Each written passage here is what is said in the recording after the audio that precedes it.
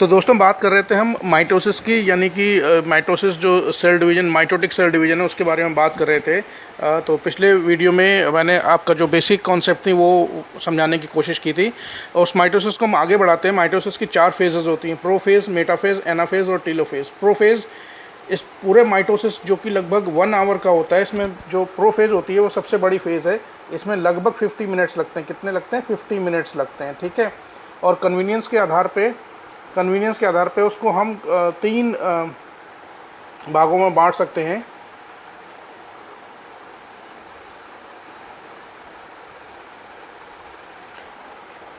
ठीक है, पहला अर्ली प्रोफेज। क्या है? Early prophase.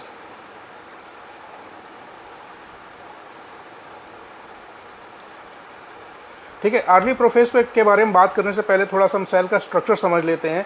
मेरा एक वीडियो यूट्यूब पर जो बेसिक सेल स्ट्रक्चर है उसके बारे में एक यूट्यूब पर वीडियो आप जाकर सर्च कर सकते हैं। तो यहाँ पर मैं एक बेसिक स्ट्रक्चर सेल का बना कर आपको समझाने की कोशिश करता हूँ कि सेल डिवीजन एक्चुअली होता कैसे है।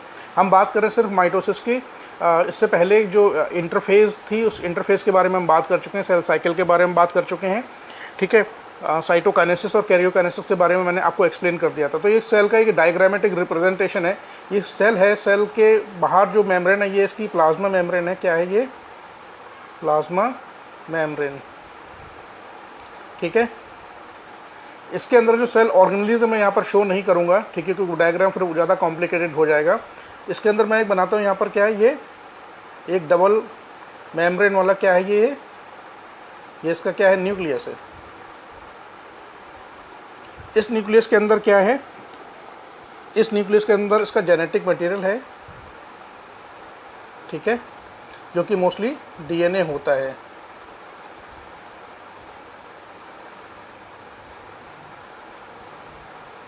ठीक है, इसको बोलते हैं क्रोमेटिन।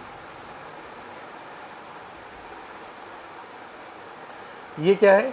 ये न्यूक्लियर मेम्ब्रेन है।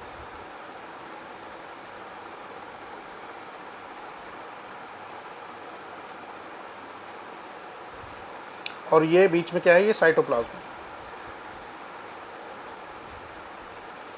ठीक है, बाकी की सेल ऑर्गेनेलिज्म मैंने यहाँ पर नहीं दिखाई है, बस केवल आपको समझाने के लिए मैं यहाँ पर एक छोटा सा स्ट्रक्चर बना के आपको दिखाना चाहता हूँ। इस स्ट्रक्चर को बोलते हैं सेंट्रोसोम। क्या बोलते हैं? सेंट्रोसोम। सेंट्रोसोम के बारे में हम पिछले वीडियो में बात कर चुके हैं। तो एक सेल का एक बेसिक स्ट्रक्चर है। अब हम बात करते हैं प्रोफेज की। प्रोफेज को अपने कन्वीनियंस के आधार पर सिर्फ स्टडी पॉइंट ऑफ व्यू से हमने इसको 2 फेजेस में बांटा है। ठीक है, पहला है अर्ली प्रोफेज, दूसरा है लेट प्रोफेज। ठीक है, और चूंकि ये कंटिन्यूस प्रोसेस है तो इसको आप 3 स्टेप्स में बांट सकते हैं: late, early prophase, mid prophase और लेट प्रोफेज। ठीक है, और सबसे ज़्यादा टाइम इसमें लगता है। अगर पूरा माइटोसिस 1 आवर में कंप्लीट हो रहा है तो उस 1 आवर में 50 मिनट्स कम से कम प्रोफेज में लगते हैं। होता कैसे? मैंने आपको बताया था, इंटरफेज ख़त्म होने के बाद जब सेल एक्चुअल डिवीजन की तरफ आगे बढ़ती है तो ये सेंट्रोसोम का जो स्ट्रक्चर है एक ये कार्ड की तरह होता है, कार्ड व्हील की तरह होता है। ये 2 पोर्शन में डिवाइड होकर अपोजिट पोल की तरफ मूव करना शुरू कर देता है ऑलरेडी। ठीक है, तो मैं अब जो एक्चुअल प्रोफेज है उसका मैं आपको डायग्राम बना के दिखाता हूँ। ये प्रोफेज में होता क्या है। ठीक है, ये हो गई प्लाज्मा मेम्ब्रेन। अब मैं शॉर्ट में लिख देता हूँ प्लाज्मा मेम्ब्रेन। और हमने बात की थी जो न्यूक्लियस है एक डबल मेम्ब्रेन स्ट्रक्चर है। ठीक है, ये मैं आपको इसलिए दिखाने की कोशिश करता हूँ कि ये न्यूक्लियर मेम्ब्रेन धीरे धीरे ब्रेक हो रही है। क्या हो रही है? प्रोफेज शुरू होते हैं तो न्यूक्लियर मेम्ब्रेन धीरे धीरे ये ब्रेक होना शुरू हो जाती है। इसके जो भी जिन कंपोनेंट्स से मिलकर ये बनी हुई सेल, उन्हीं कंपोनेंट्स में ये वापस टूटना और डिसइंटीग्रेट होना शुरू हो जाती है और उसका जो जेनेटिक मटेरियल है धीरे धीरे धीरे धीरे कंडेंस होना शुरू हो जाता है। ठीक है, ये इसका जेनेटिक मटेरियल है। इसका आगे का मैं आपको स्टेप दिखा देता हूँ। ये अर्ली प्रोफेज है। ठीक, अर्ली प्रोफेज में क्या हुआ? सेंट्रोसोम डिवाइड होकर अपोजिट पोल की तरफ जाना लगता है। न्यूक्लियर मेम्ब्रेन धीरे धीरे डिसइंटीग्रेट होने लगती है और जो ये क्रोमेटिन है, क्रोमेटिन क्या होता है? धीरे धीरे कंडेंस होने लगते हैं, यानी कि शॉर्ट होने लगते हैं, छोटे होने लगते हैं साइज़ में। क्रोमेटिन बेसिकली एक समझ सकते हैं कि ये एक फाइबर लाइक स्ट्रक्चर है जो आपस में बहुत पूरी तरीके से इंटेंगल्ड होती है और उसके दोनों एंड आपस में मिले होते हैं। ठीक है, तो ये क्या होता है? कंडेंस होना शुरू होती है। चूँकि ये कंटिन्यूस प्रोसेस है तो जो प्रोसेस ख़त्म होते होते क्या होता है? प्रोफेज ख़त्म होते होते एक मैं यहाँ पर ये आपको डायग्राम बना के दिखा रहा हूँ।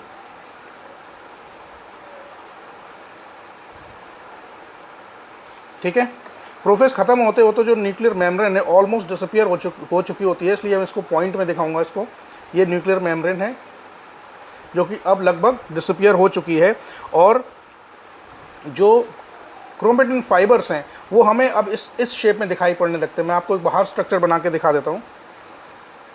ये एक्चुअल क्रोमोसोम है। ठीक है, ये क्रोमोसोम का स्ट्रक्चर है। ठीक है, इसके अंदर ये डीएनए कॉइल्ड है। डीएनए के बारे में बाद में मैं किसी और दिन डिटेल एक वीडियो बनाऊंगा। ये क्या है? ये क्रोमोसोम है। ये क्रोमोसोम का बेसिक स्ट्रक्चर है। क्या है ये? क्रोमोसोम का बेसिक स्ट्रक्चर। ये जो मैंने इस तरह का कैप लाइक स्ट्रक्चर बनाई है, इसको बोलते हैं सेंट्रोमियर। ठीक है, प्रोफेज ख़त्म होते होते जो ये क्रोमेटिन फाइबर्स कंडेंस होकर क्रोमोसोम की शेप ले लेते हैं, और क्रोमोसोम का शेप प्रोफेज ख़त्म होते होते कैसा दिखाई पड़ने लगता है? हमें ऐसा दिखाई पड़ने लगता है कि जैसे ये क्रोमोसोम दो पार्ट से मिलकर बना है। ठीक है, वही स्ट्रक्चर मैंने बनाया है। इस तरह का कुछ हमें क्रोमोसोम दिखाई पड़ने लगता है। ये जो दो स्ट्रैंड आपको दिखाई पड़ते हैं इनको बोलते हैं क्रोमेटिड्स। क्या बोलते हैं? क्रोमेटिड्स। ठीक है, इसको मैं अब इसको न्यूक्लियस के अंदर दिखा के आपको समझाने की कोशिश करता हूँ।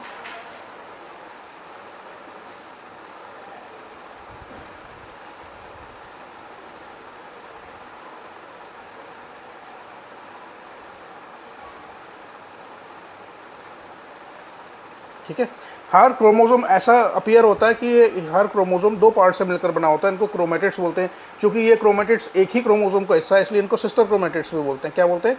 Sister chromatids. ये मैं आपको अभी बता देता हूँ, सिस्टर क्रोमेटिड्स। क्योंकि अब जब हम इसके बाद मियोसिस पढ़ेंगे तो मियोसिस में आप एक कॉन्सेप्ट पढ़ेंगे नॉन सिस्टर क्रोमेटिड्स। ठीक है, सिस्टर क्रोमेटिड्स और नॉन सिस्टर क्रोमेटिड्स जब हम मियोसिस पढ़ेंगे उसके बारे में हम बात करेंगे। ठीक है, तो प्रोफेज की शुरुआत समझ लिया आपने। सारे न्यूक्लियर एनवलप पूरी तरह से डिसअपियर हो गया, डिसइंटीग्रेट होकर पूरे साइटोप्लाज्म में बिखर जाता है, और जितने भी सेल ऑर्गेनेलिज्म ऑलरेडी डबल हो चुके हैं और सारे के सारे वो डिसअपियर हो जाते हैं, और क्रोमोसोम हमें कुछ इस तरीके से दिखाई देने पड़ते हैं। और साथ साथ जो सेंट्रोसोम है वो ऑलरेडी अपोजिट पोल की तरफ मूव हो चुका होता है। और मैंने बात की थी पिछले वीडियो में माइक्रोट्यूब्यूल्स के बारे में। माइक्रोट्यूब्यूल्स कुछ इस तरह के ट्यूब लाइक स्ट्रक्चर्स होती हैं। बेसिकली क्या है ये? माइक्रोट्यूब्यूल्स। क्या है ये? माइक्रोट्यूब्यूल्स। ये किसकर बने होते हैं? ट्यूबुलिन प्रोटीन के बने होते हैं। किसकी? Tubulin protein.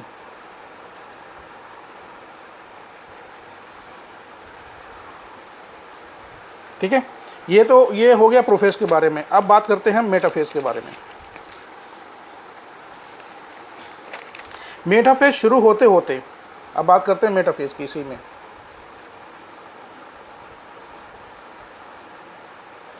प्रोफेज खत्म होने के तुरंत बाद मेटाफेज शुरू हो जाती है। इस मेटाफेज का जो कैरेक्टरिस्टिक है वो मैं आपको बता देता हूँ। 2-3 पॉइंट हैं इंपॉर्टेंट याद रखने वाले। प्रोफेज जब चल रही है, प्रोफेज से जब मेटाफेज में ट्रांजिशन होता है तो ये क्रोमोसोम साथ के साथ मूव होना भी शुरू हो जाते हैं। मूव किस तरफ होते हैं? एक सेंट्रल एक एक्सिस, एक इमेजिनरी लाइन है जिसकी तरफ ये मूव करना शुरू हो जाते हैं। साथ साथ जो माइक्रोट्यूब्यूल्स जो सेल के स्ट्रक्चर का एक इंपॉर्टेंट कंपोनेंट है जो कि ट्यूबुलिन प्रोटीन से मिलकर बना होता है। ठीक है, ट्यूब लाइक स्ट्रक्चर्स होती हैं, ये भी क्या होते हैं? अरेंज होना शुरू हो जाते हैं। और सेंट्रोसोम मैंने बताया था ऑलरेडी डिवाइड होकर अपोजिट पोल पर ये पहुँच चुका है। अब क्रोमोसोम क्या होते हैं? ठीक है, अब ये क्रोमोसोम क्या हो रहे हैं? मूव हो रहे हैं। मैं यहाँ पर 2 ही दिखाऊंगा केवल।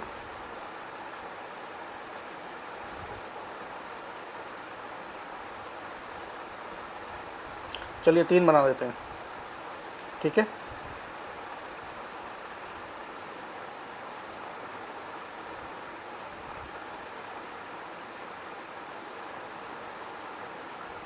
ठीक है, और साथ साथ ये जो माइक्रोट्यूब्यूल्स हैं ये भी अरेंज होना धीरे धीरे शुरू हो जाता है। ये मैंने आपको क्या दिखाई है? माइक्रोट्यूब्यूल्स दिखाए हैं।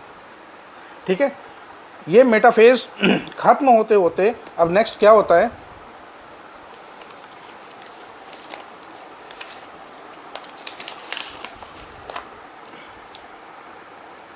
इसी मेटाफेज को हम कंटिन्यू करते हैं।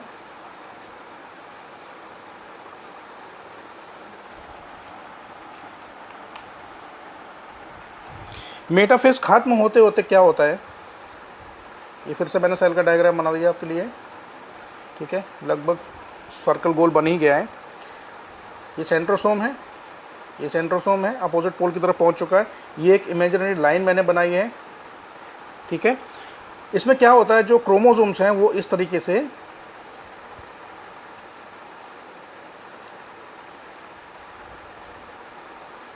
मैंने 3 ही दिखाए यहाँ पर, ठीक है।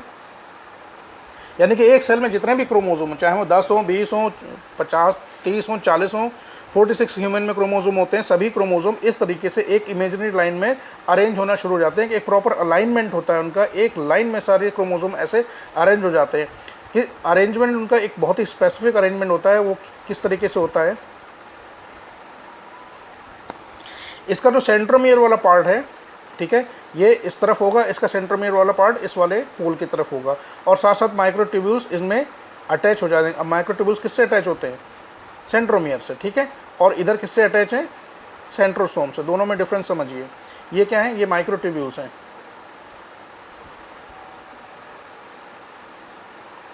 ठीक है, और ये क्रोमोसोम है। यानी कि जितने भी क्रोमोसोम है सिंगल लाइन पर अरेंज होते हैं, और इस लाइन को बोलते हैं मेटाफेज प्लेट। क्या बोलते हैं, मेटाफेज प्लेट। ध्यान रखने वाली बात यह है कि माइटोसिस में केवल एक मेटाफेज बनती है, सारे के सारे क्रोमोसोम एक ही लाइन में अरेंज होते हैं, और मियोसिस में 2 मेटाफेज प्लेट बनती हैं। क्रोमोसोम आधे एक लाइन में होते हैं, बाकी के आधे दूसरी लाइन में होते हैं, ठीक है। ये हो गया मेटाफेज, ठीक है। ये स्ट्रक्चर को थोड़ा समझने की, अगर अब मैं आपको समझाने की कोशिश करूँ, ये स्ट्रक्चर बेसिकली है क्या, ये माइक्रोट्यूब्यूल्स इस तरीके से अरेंज हैं, इसको बोलते हैं एस्टर, ठीक है।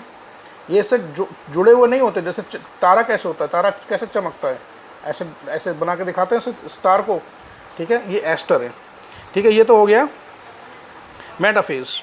अब हम बात करते हैं मेटाफेज कितनी बनती हैं, स्प्लिट, एक माइटोसिस में, मियोसिस में 2 बनती हैं। नेक्स्ट आता है एनाफेज।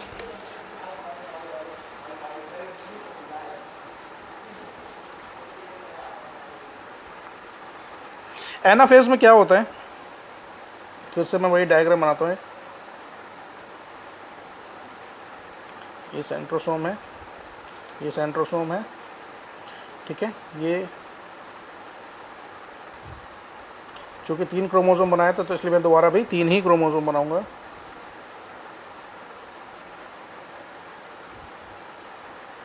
ये माइक्रोट्यूब्यूल्स से अरेंज हैं, ये इससे अरेंज है, ये इससे अरेंज है, ये इससे अरेंज है, ठीक है। ड्यू टू सर्टेन फोर्सेस ये क्या होता है कि ये माइक्रोट्यूब्यूल्स साइज़ में छोटे होने शुरू हो जाते हैं, और सर्टेन फोर्सेस इसके अंदर होती हैं, ठीक है। ग्रेविटेशनल फोर्स भी उसमें एक फोर्स है। ये माइक्रोट्यूब्यूल्स क्या करते हैं, जब ये शॉर्टन होने लगते हैं तो ये क्रोमोसोम जो क्या बीच से स्प्लिट होकर हाफ में डिवाइड हो जाता है क्रोमोसोम एक ही, चूँकि क्रोमोसोम क्रोमेटिड्स, उसमें 2 क्रोमेटिड दिखाई पड़ते हैं, तो एक क्रोमोसोम आधा आधा क्या होता है, स्प्लिट हो जाता है। क्या हो जाता है, आधा आधा स्प्लिट हो जाता है। और आधा आधा स्प्लिट होने के बाद ही जैसे जैसे ये माइक्रोट्यूब्यूल शॉर्टन होने लगते हैं, क्रोमोसोम अपोजिट डायरेक्शन की तरफ मूव होना शुरू हो जाते हैं, ठीक है। कैसे हो जाते हैं, अगले डायग्राम में मैं आपको दिखाता हूँ।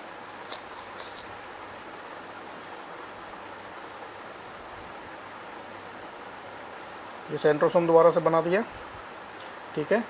ये क्रोमोसोम इससे अटैच है, ये क्रोमोसोम इससे अटैच है, और ये क्रोमोसोम इससे अटैच है। उसी तरीके से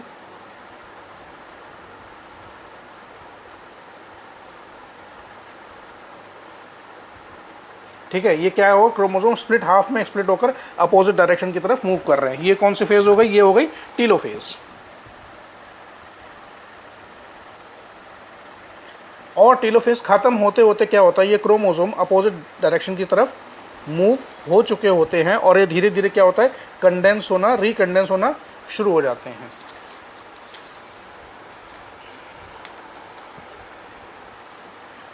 ये क्रोमोसोम फिर से रिकंडेंस, यानी कि पुरानी वाली जो शेप है उस शेप में वापस आना, क्रोमेटिन वाली शेप लेना शुरू कर देते हैं।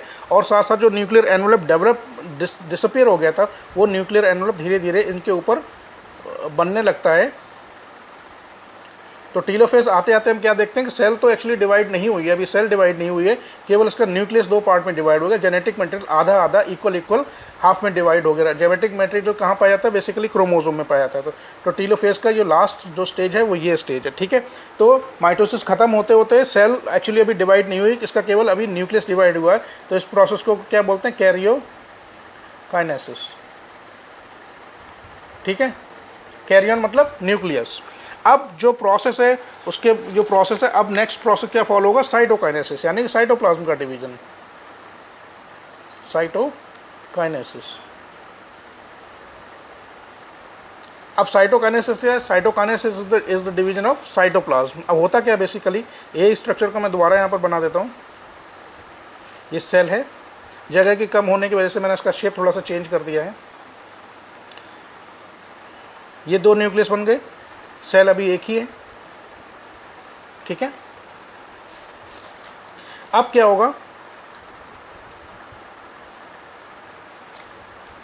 ये प्लाज्मा मेम्ब्रेन क्या होगा? इसमें एक इस तरीके का फोरो समझते हैं, थोड़ा सा खांचा जिसको गड्ढा बोलते हैं, ये बनना शुरू होगा। यानी कि ये प्लाज्मा मेम्ब्रेन है, अंदर की तरफ इसमें खिंचाव होता है, ये अंदर की तरफ बढ़ने लगती है, ठीक है। और ये अभी इसका क्या है? ये न्यूक्लियस है। ये न्यूक्लियस कैसा है? डिप्लॉयड न्यूक्लियस है। ध्यान रखने वाली बात है, दोनों न्यूक्लियस डिप्लॉयड है, यानी कि क्रोमोसोम का नंबर हाफ नहीं हुआ है। क्रोमोसोम डबल हो गए थे पहले अमाउंट डीएनए का, फिर बाद में वो आधा आधा स्प्लिट हो गया, ठीक है। तो इसको क्या बोलते हैं? फरो, ठीक है। उसके बाद क्या होगा? ये अंदर की तरफ मूव होना शुरू होगी, अंदर की तरफ मूव होना शुरू होगी। उसके बाद ये जब दोनों पास पास आ जाएंगी प्लाज्मा मेम्ब्रेन, तो ये आपस में जुड़ जाएंगी और ये इसके अंदर ये न्यूक्लियस है, ठीक है। और उसके बाद क्या होगा? ये अल्टीमेटली एक सेल ये बन गई और एक सेल ये बन गई, ठीक है। ये भी डिप्लॉयड है और ये भी डिप्लॉयड। तो इस तरह माइटोसिस में एक सेल से दो डॉटर सेल्स बनती हैं। दोनों डॉटर सेल जेनेटिकली आइडेंटिकल होती हैं और क्रोमोसोम का अमाउंट उसमें सेम रहता है, ठीक है। तो karyokinesis is followed by cytokinesis. अच्छा, ये जो प्रोसेस है केवल एनिमल सेल में होता है। ये प्रोसेस किस में होता है? एनिमल सेल में, क्योंकि एनिमल सेल में सेल वॉल नहीं पाई जाती है, ठीक है। एक डिफरेंस और है जो मैं आपको भी समझा देता हूँ।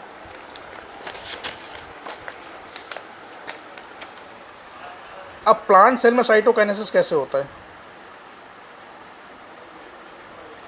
यानी कि माइटोसिस का जो एक्चुअल कैरियोकाइनेसिस का प्रोसेस है दोनों में सेम है, लेकिन जो साइटोकाइनेसिस का प्रोसेस है प्लांट सेल में थोड़ा डिफरेंट होता है। जैसे माइटोसिस खत्म होने के बाद ये प्लांट सेल है, थोड़ा शेप मैंने चेंज कर दिया है। इसके ऊपर ये एक रिजिड सेल वॉल है, इसके ऊपर ये क्या है? इसकी सेल वॉल, ठीक है। ये प्लांट सेल है, इसके अंदर ऑलरेडी दो न्यूक्लियस डिवाइड होके बन चुके हैं, ठीक है। ये 2n न्यूक्लियस है, ये 2n न्यूक्लियस है। अब होता क्या है कि सेल वॉल बहुत रिजिड होती है, सेल वॉल बहुत ही रिजिड होती है, फ्लेक्सिबिलिटी उसमें नहीं ना के बराबर होती है, तो सेल वॉल अंदर की तरफ मूव नहीं कर सकती। तो बेसिकली होता क्या है, ये दोबारा से मैं डायग्राम बना रहा हूँ, ठीक है। यहाँ पर एक क्या होता है, एक सेल प्लेट बनती है। क्या बनती है? Cell plate. यानी कि जिन एलिमेंट से मिलकर सेल वॉल बनी होती है उन्हीं एलिमेंट सेल में ऑलरेडी प्रेजेंट होते हैं। जैसा कि मैंने बताया, इंटरफेज सबसे बड़ी फेज़ इसलिए होती है कि सेल को बहुत सारी प्रिपरेशन करनी पड़ती है, बहुत सारे जो इंग्रेडिएंट्स मटेरियल्स उसमें यूज़ होते हैं, सारे के सारे सेल को प्रिपेयर करने पड़ते हैं। उसमें पैक्टिन होता है, उसमें हेमिसेलुलोज होता है, सेलुलोज होता है, क्योंकि सेल वॉल तो सेलुलोज से मिलकर बनी होती है। तो एक प्रीकर्सर सेल प्लेट यहाँ पर बीच में बन जाती है और ये न्यूक्लियस ऑलरेडी डिवाइड होकर अपोजिट साइड में है। फिर क्या होगा, ये सेल प्लेट अपोजिट डायरेक्शन में मूव करना शुरू कर देती है। मूव कैसे करेगी? जैसे जैसे उस पर calcium, pectate, cellulose, hemicellulose का डिपोजिशन होता जाता है, वैसे वैसे सेल प्लेट ये अपोजिट डायरेक्शन की तरफ बढ़ने लगती है, अपोजिट डायरेक्शन की तरफ बढ़ने लगती है। और ये इसके अंदर क्या है, ये इसका न्यूक्लियस है। और अल्टीमेटली सेल ये दो सेल में डिवाइड हो जाती है। एक सेल ये बन गई और एक ये सेल ये बन गई। ठीक है, बाकी चीज़ों को मैंने यहाँ पर नहीं दिखाया है। तो ये था कुल मिला के माइटोसिस। उम्मीद है आपको समझ में आया होगा। अगर आपका कोई क्वेश्चन है मन में, कोई डाउट है, कुछ आप इस वीडियो के बारे में कमेंट करना चाहते हैं, कोई सुझाव है आपके बारे में, तो मुझे ज़रूर अवगत कराएं। और साथ ही साथ आपसे मेरा आग्रह है, रिक्वेस्ट है कि इस चैनल को सब्सक्राइब करें, वीडियो को लाइक करें, और साथ ही साथ कौन से वो टॉपिक्स है जिस पर आप चाहते हैं कि मैं वीडियो बनाऊँ, जुड़े रहिए। बहुत बहुत आपका आभार, बहुत बहुत धन्यवाद, नमस्कार।